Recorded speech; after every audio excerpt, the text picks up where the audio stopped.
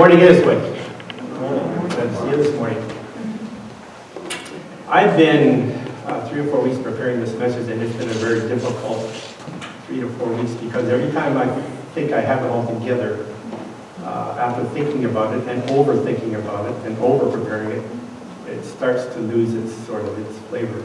And again, that's what, does God really want me to preach on that particular topic? And the one thing that kept coming up in my mind over the last few weeks was the wilderness. I began reading books about it, stuff and what God does with the wilderness. And that kept coming up in my mind, and so I started to build a sermon around that. Eventually, finally, last night, it finally started to fall into place. But my wife says, I had all these pieces of paper all over the house. I'd come up with an idea. I'd write it down. I'd get up at 3 in the morning, an idea would hit me. I'd write it down, put it aside. Yesterday, I got all those pieces of paper together, and I threw them in the garbage. Okay. I had to start over again. So as the Lord was telling me, look, settle down. I have a topic I want you to speak, and it's on the wilderness experience. So before I continue, let's open up in prayer. Father, I come before you this morning, weak and trembling, and I feel so unqualified, Father, to stand up here before these wonderful people that preach. Father, I want them to hear your voice this morning. I need to hear your voice this morning, Father. Father, this is about you. And I remember Pastor Ken telling me, Andy, you've got to get out of the way. I think, Father, the wilderness experience, Father, that's what you do. You get us out of the way. So you can fill us with yourself, and that people will see you, hear your voice, and come to know you, Father.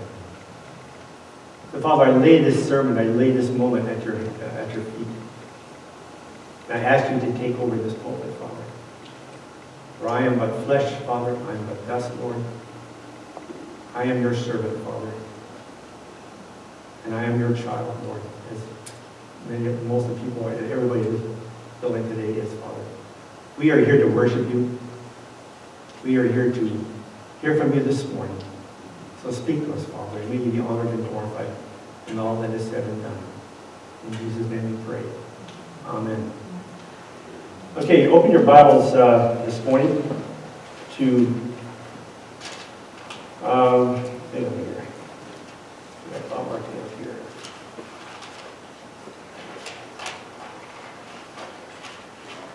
Matthew chapter 4, verses 1 to 11, we're going to start on.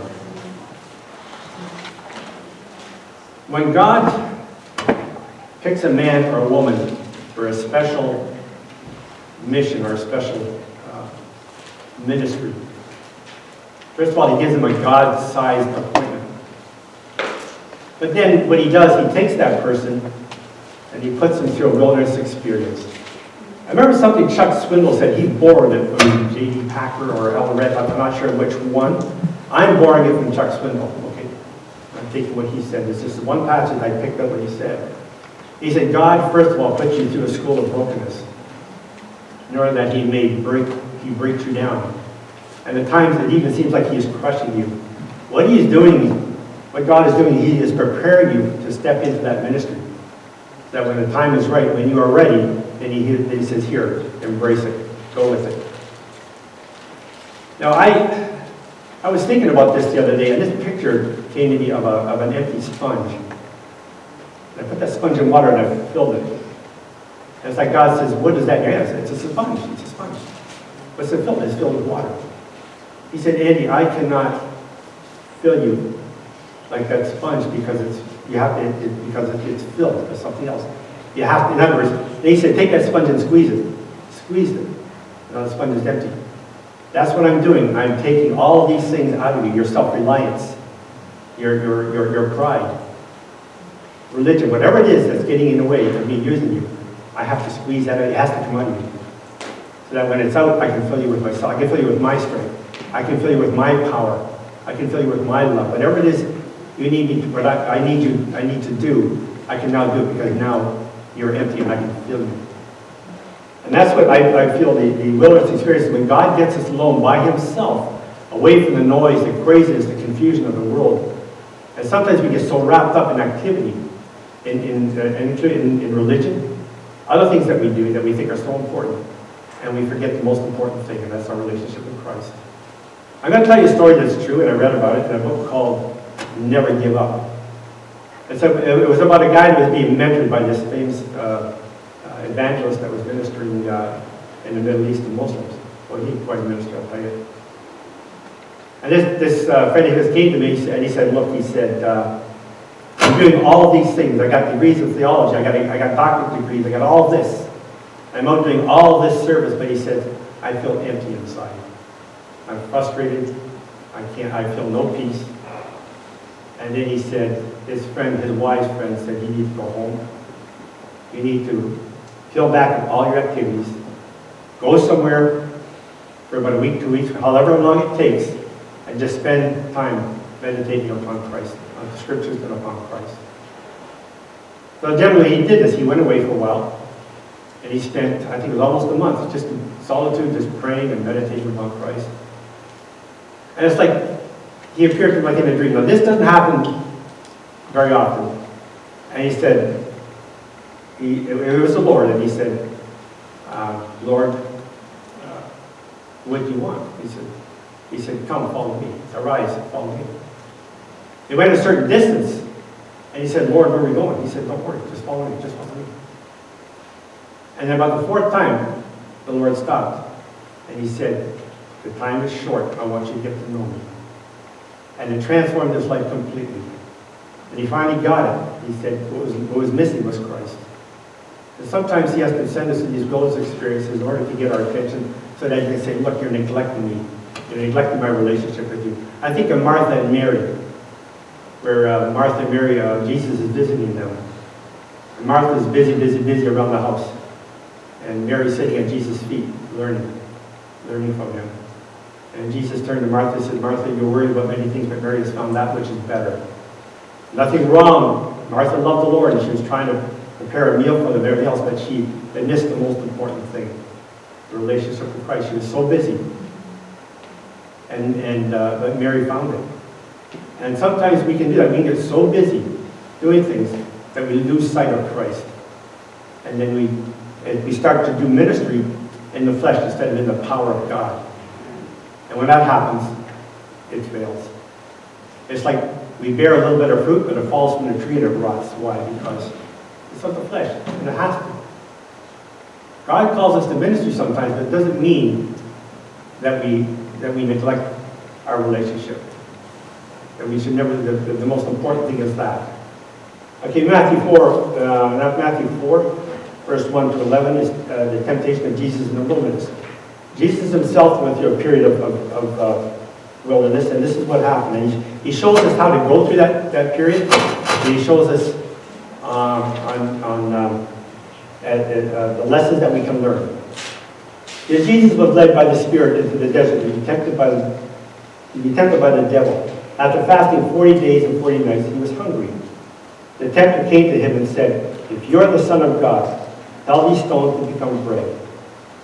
Jesus answered, it is written, man does not live on bread alone, but on every word that comes from the mouth of God. Then the devil took him to the holy city and had him stand on the highest point of the temple. If you are the Son of God, he said, throw yourself down, for it is written, he will command his angels concerning you, and they will lift you up in their hands, so that you will not strike your foot against a stone. Jesus answered him, it is also written, do not put the Lord your God to the test. Again the devil took him to a very high mountain, and showed him all the kingdoms of the world, and their splendor. All this I will give you, he said, if you will bow down and worship me. Jesus said to him, away from me, Satan, for it is written, worship the Lord your God, and serve him only. Then the devil left him, and the angels came and attended him. First of all, Jesus had fasted for 40 days. This was for 40 days and 40 nights. Satan does not come at us when we're strong. He comes at us when we're at our weakest point. He knows us. He has studied human behavior for thousands of years. And he knows exactly how to come at us. His goal is to destroy us if he can get at us. And Jesus has shown us here ways in which we can handle this. The tempter came to him, "You Son of God." He said, "Tell these stones to become bread." Jesus answered, "It is written, man shall not live by bread alone, but by every word that comes out of the mouth of God." Man is not just flesh and blood and bones. Man is also soul and spirit. Both are important, but the most important thing is our relationship with God. And Satan was tempting Jesus to forget that. And what he's trying to do is to see if he could bring Jesus down so that he wouldn't fulfill his mandate to go to the cross and die for our sins. Because if he did that, if Jesus failed at any of these points, you and I wouldn't be here this morning. There'd be no hope for mankind at all. Okay. Then the devil took him up to the holy city and had him stand on the highest point of the temple. "If you're the Son of God," he said, "throw yourself down, for it is written, He will command His angels concerning you, and they will lift you up in their hands, and that you will not strike your foot against a stone." Jesus answered him, "It is written, you will not put the Lord your God to the test." Well, we can learn some of this today, common sense. When people put the Lord to the test sometimes, they say, well, and things don't work out, God is saying to them, "Did I not give you the gift of common sense?" A lot of people, we have common sense, but a lot of people have more than others because they exercise it more, I suppose. But Jesus said, "Do not put the Lord your God to the test." You know, yeah. And then the devil took him to a very high mountain and showed him all the kingdoms of the world and their splendor. "All this I will give you," he said, "if you will bow down and worship me." Jesus said to him, "Away from me, Satan, for it is written, worship the Lord your God and serve Him only." Now, in all these three ways, Satan was tempting Jesus to fail. He was trying to bring him down. He was trying to destroy him. He was trying to get him from going to the cross. That's something because he knew that if he could do that, well, Jesus would be disqualified. But he never failed. So what did Jesus do here when he was being tempted? He used the Word of God. He used truth. One of the most powerful weapons in the world that you have to use is truth. There was a Russian physicist helped the Russians develop their first atomic bomb.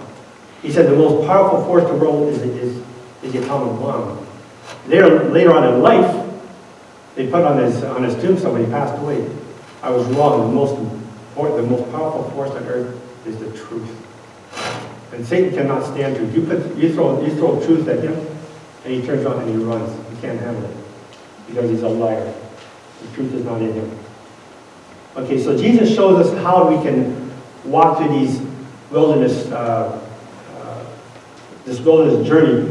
I believe that God has designed, tailor-made, every wilderness experience that any of us will ever go through. Tailor-made for the ministry that He has in mind for us, and tailor-made for who we are and what He needs to do in our lives. So, turn to, wait a minute.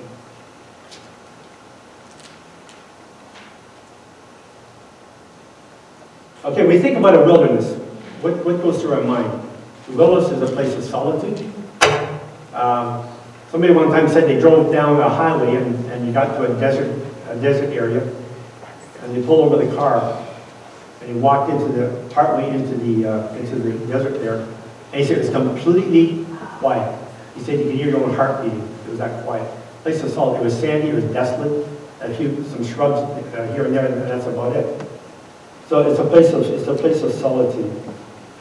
It's a place where God strips us of all of our safety nets, of all of our comforts, of all of our self-reliance. He takes away all of our crutches. And what He's trying to do is He takes away all those things that we thought we can never live without. He takes away our reliance upon people. He takes away all those things that would distract us from Him. And then when that happens, He says, "Now, what do you have?" And I remember telling this to a family member the other day. I said, what you need to do is, he kept complaining about all the knowledge he has. I said, you need to go to God empty of yourself. And He stripped us of all of these things so that when we come to Him, we're ready. We have nothing to offer Him but our nothingness. And then He fills us with Himself. He takes away all our safety nets. It's a place where He gets our undivided attention. It's a place where He breaks us. That word break, somebody somebody gave the interpretation of brokenness as being shattered. That's quite drastic. But that's hit the place where you're totally shattered. You're empty. You're totally at your wit's end. And then God steps in and says, "Now let me come in and fill me with myself, fill me with my presence, with my power." And then He can begin to use us. And there's Psalm 51, a broken and a contrite heart, O God, you will not despise. David understood that because of what happened to him. And that was his psalm of repentance. He says, a broken and a contrite heart, O God, you will not despise. And that's what He wants. God cannot work with a proud heart. God cannot work with a proud spirit. And at times He has to send us through this journey into these wildernesses so that He can humble us and bring us to the point where we're ready. And when you get to that point, when you come to the end of that time in your wilderness, and you come to God, when God approaches you, as He did with Moses, all you can say is, "I'm here. I have nothing to offer you but my empty. I am here." And that's what He wants. He wants us. And like even though Moses complained along the way, finally he said, "Lord, I will go." He'd reached the end of himself, and the wilderness experience had done its job, and he was ready to go. And God was able to use him mightily because of that. But first he had to come to a place of brokenness. We have to come to that place of brokenness first. And it can be very painful. The danger is, as you go partway into that wilderness experience, the temptation is to give up and to quit and go the other way. And it's those points when Satan comes up to us and whispers in our ear, God doesn't care. You're alone. Nobody wants you. You'll never make it. Remember the past when you did this and this and this? God's never going to use you again. He tries to discourage you. He gets you at your weakest moment. And that place where He breaks us. We have examples of Joseph, David, Jonah. Joseph, he went through years of, he was torn away from his homeland, taken into a strange land. He was falsely accused. He was thrown in jail for it. He went through a period of time where he could have said, where's God in all this? And yet he took every opportunity he could, wherever he was, to serve God. And in the end, when he was ready, God took him and put him next to Pharaoh to deliver his people from the famine. But first of all, God had to break him, and then He was preparing him to step into what he was called to do. David was running back and forth throughout the wilderness many years before finally God placed him on the throne. But first of all, David had to go through that period where he was prepared and ready to rule over Israel. Okay. And then, of course, we know Jonah. We had a whale of a time getting to Nineveh.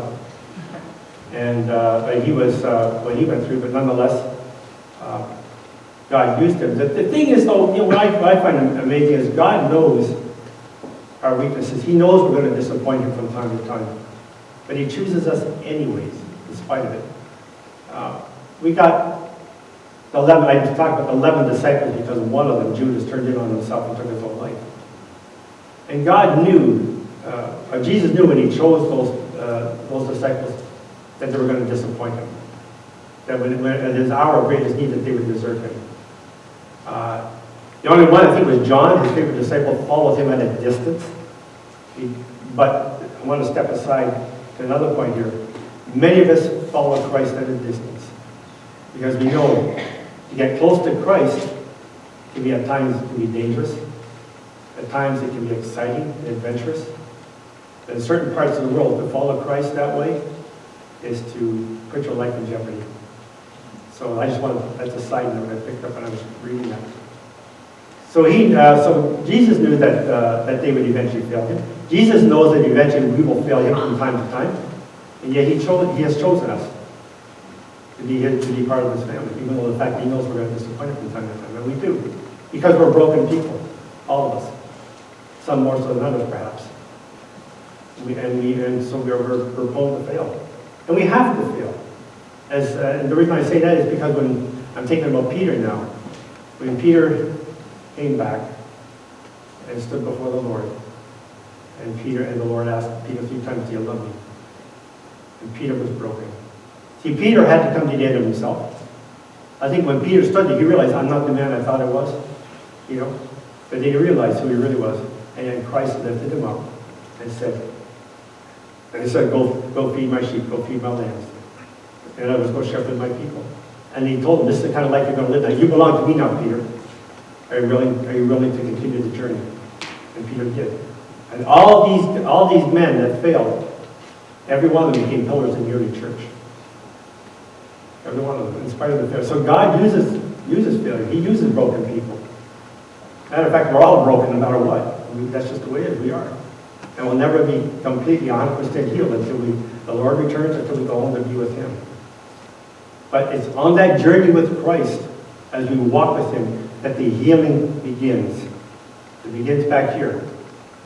We start that walk, and we walk with Him. We minister with Him. We learn from Him. And that's when we begin to experience healing in our lives. But it will not be complete. We are perfect in Christ, yes. But in actuality, we will not be whole until Christ returns. And then we'll be like Him we'll be as He is. We'll be whole again.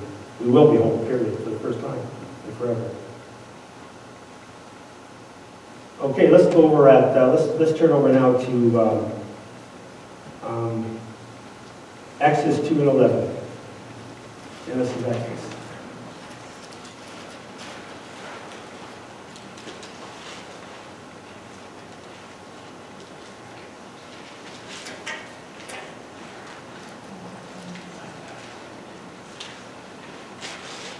Exodus chapter 2, starting at verse 11.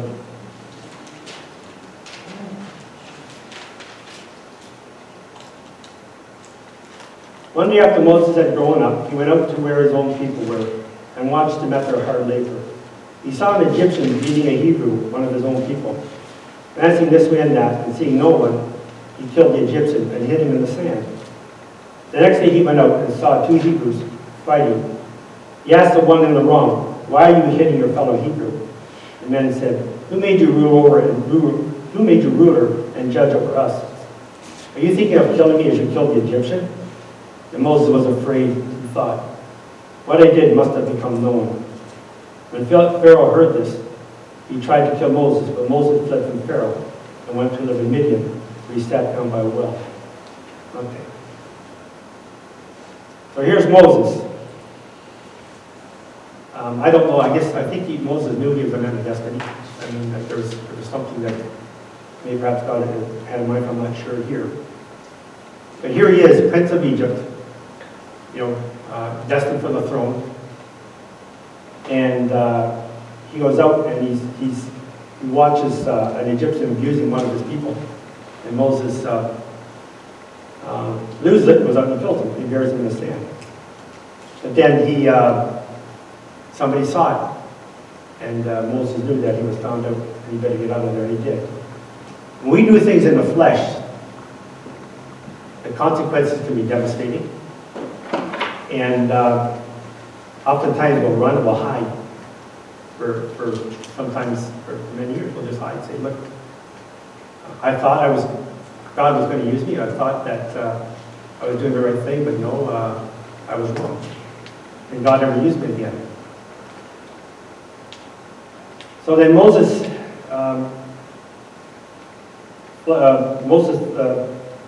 runs, and he winds up shepherding sheep for 40 years in the backside of the desert, in the backside of the wilderness. He married when he was there. He had 2 children, and he was shepherding his father-in-law's sheep. That's what he did for a while. So I'm thinking about, he went from being a prince of Egypt to being a shepherd. When Joseph brought his family down to Egypt, prior to that, when he told his family, when you go before Pharaoh and he asks you, what is your occupation? Do not tell them you're shepherds, because the Egyptians despise shepherds. Here's Moses, Prince of Egypt. He is now an 80-year-old, weather-beaten, sun-baked shepherd, shepherding sheep all over the place, from pasture to pasture. And the old saying goes, how the mighty have fallen. But when Moses eventually comes out of that wilderness, he's not the same man that went in. Matter of fact, it's said of Moses that Moses was known as the humblest of all men. He was a friend. He was known as being a friend of God's. God spoke to him directly, not in riddles, not in parables. because Moses was such a humble man. The wilderness experience had done its work. Moses was now ready. Now I'm going to skip some of this other stuff here. I'm going to go right down into Moses in the burning bush. Chapter 3. Now Moses was tending the flock of Jethro, his father-in-law, the priest of Midian. And he led the flock to the far side of the desert, and came to Horeb, the mountain of God. There the angel of the Lord appeared to him in the flames of fire from within a bush. Moses saw that though the bush was on fire, it did not burn up. So Moses thought, I will go over and see this strange sight, why the bush does not burn up. When the Lord saw that he had gone over to look, God called to him from within the bush, Moses, Moses. Moses got up that morning, just an ordinary day, probably thinking that it's going to be the same as every other day, and had no idea that today would be a turning point in his life. He dramatically changed. Remember, he had wandered for 40 years in the wilderness there. I don't know if he had any contact with God throughout that time. Some people think no, that after 40 years, God finally broke that period of silence and started to talk to Moses. I don't know for sure. I'm just putting that out there. And it's when sometimes, how many times has God, okay, let me put this right. Well, another reason for God has to do this is because we are so busy that sometimes God's trying to get our attention, we don't even know it. But this time, Moses, when he saw this bush burning and not burning up, he stopped what he was doing. And he stepped aside. The moment Moses stepped aside, God began to speak to him. My tongue is dry. We step aside from our busyness and spend time with God. We sense God wants to talk to me. And we stop what we're doing. And we spend that moment with God. That could be a pivotal moment in our lives, but we can miss it. And Moses did. He stopped, and God began to speak to him. When the Lord saw that he had gone over to look, God called him from within the bush, Moses, Moses. Moses says, here I am. See, and that's all Moses could say, here I am. And I imagine Moses was surprised that God would call him. Remember, 40 years of wilderness, just wandering around, shepherding sheep and just your average life. When the Lord saw that he had gone over to look, God called him from within the bush, Moses, Moses. Moses said, here I am. Do not come any closer, God said. Take off your sandals, for the place where you're standing is holy ground. Do we realize the privilege we have? At any moment we can stop and come into the presence of God. That is, I like to call a set apart, thank you, a set apart moment. Where we have the opportunity. We have the opportunity to get along with God and hear what he has to say to us. And that is thank you very much. Thank you. That is a special moment. That is, like I say, a holy moment for the God that Moses served, is the same God that we serve. It is an awesome privilege to be able to do that, to be able to step aside at any time and come into God's presence. That is a special moment. How we take that for granted. It tells us a lot about how we think about God sometimes, what our prayer life is like, and how much time we spend with him. But Moses stepped aside, and he said, do not come any closer, take off your sandals. To a place where you are standing is holy ground. Then he identifies himself. Then he said, I am the God of your father, the God of Abraham, the God of Isaac, the God of Jacob. But this Moses hid his face because he was afraid to look at God. I wonder why he was afraid. Is it the glory of God at that time? No man can look in the face of God and live, that's for sure, but it's just being in the presence of God overwhelmed him. Or is it because it reminded him of the past? That even though I did these things, there's a verse in Isaiah that says, Isaiah 43, verse 18, it says, forget the former things, forget the past. I am doing a new thing, do you not perceive it? There comes a time, I think, when God says to us, forget the past. Remember, forget the former things, forget what happened back there, forget the past. I'm going to do a new thing. And I think maybe the overwhelming message to Moses, I'm about to do a new thing. Put Egypt behind you. Forget it. He did go back to Egypt, of course he had it, but basically, that incident is gone. It's over. You know, I'm going to do something new. I'm going to use you. I'm not finished with you. We fail sometimes. We think God is finished with us. But that's it. I've blown it. God can never use it. How can he? But God does. He picks us up in our brokenness and he uses us again and again and again. The disciples, they failed mentally, they deserved them, and he used them to become pillars in the early church. So some of us are sitting here and we're still back here in the past. In other words, sometimes we have to make a break with the past. You have to realize, and it's not that you forget, but I think it loses its grip on you. It no longer holds you back. It no longer weighs you down. And also, too, we can take our past, and God can take it, and he can use it for ministry.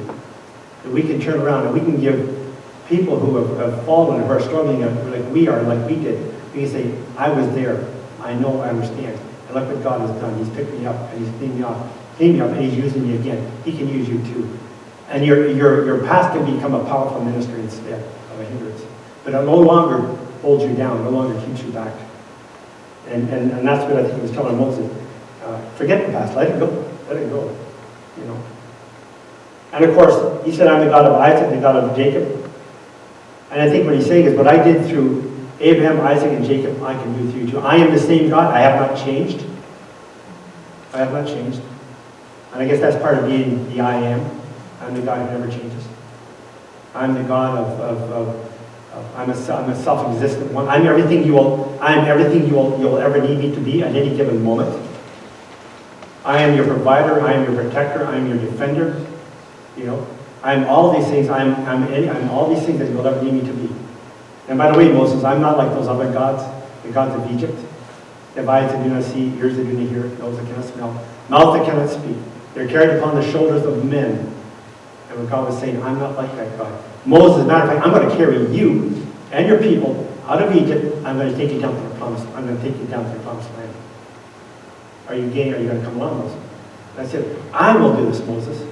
Those other gods are not gods at all. They're useless. I'm different. He said that same thing to Abraham when Abraham was going to sacrifice his son. He said, Abraham, I'm not like those other gods. I'm going to sacrifice my son for you. I'm going to do it. My own son. And Moses, and I think this is what he's trying to get through. This is what he's trying to get through to us, I think. I'm not like those other gods. You know, I'm going to carry you. I'm going to feed you from my own hand. I'm going to look after you. And he did through all that period of time. You know. Then the Lord said, I have indeed seen the misery of my people in Egypt, and I've heard them crying out because of their slave drivers. I'm concerned about the suffering. So I have come down to receive them, to rescue them from the hand of the Egyptians, and to bring them up out of that land into a land, a spacious land, a land flowing with milk and honey. And he goes on and on and on. And then I'm going up here. I want to skip up here. There's a lot of verses here, so I'm going to skip up here. I've seen the way the Egyptians are oppressing them. So now go and I'm sending you. Oftentimes we've been praying for something or someone, and God doesn't seem to be hearing it, doesn't seem to answer. It seems like he's not answering. It seems like he doesn't care. It's nice, even how can I put it? Amazing when God says, I hear your prayers. I am concerned. And I am going to do something about it. Now, God's timing may not be ours. The answer may not be what we want the answer to be, but God does hear our prayers. He does care. And he is doing something about it. The thing is not to give up. That's what he said. I've come down to rescue them. He said, I've seen the misery of my people. God hadn't been oblivious to it. Well, 400 years of slavery. You know, I've seen the misery of my people in Egypt. I have heard them crying out because of their slave drivers. And I'm concerned about something. He is concerned about you and I. He is concerned. And it grieves him when stuff like this happens, when we suffer. You're praying for that child that has no longer walks with the Lord. You think, is God doing anything? Because sometimes things get worse before they get better. You wonder, where are you, God, in all this? And God says, I'm here. Just take your hands off and let me do my work. There was a minister one time, a lady came in with her and she said, Pastor, my son doesn't want to go to church with me anymore. She said, can you talk him into coming back? And this wise old pastor said, I can do that. You know, he'll come back and make you look good. Or he said, I can pray that God will break him and he'll come back on his own. What do you want me to do? So before things get better, sometimes they get worse. And what was needed is for sometimes I was telling him, my uncle one time, I said, Joe, you gotta back off. And the more you go at your son with the gun, you just keep pushing further and further away into rebellion. Back off, pray, bring him before the Lord, you know. And if there's anything else you do, fine, but basically let God handle it, you know.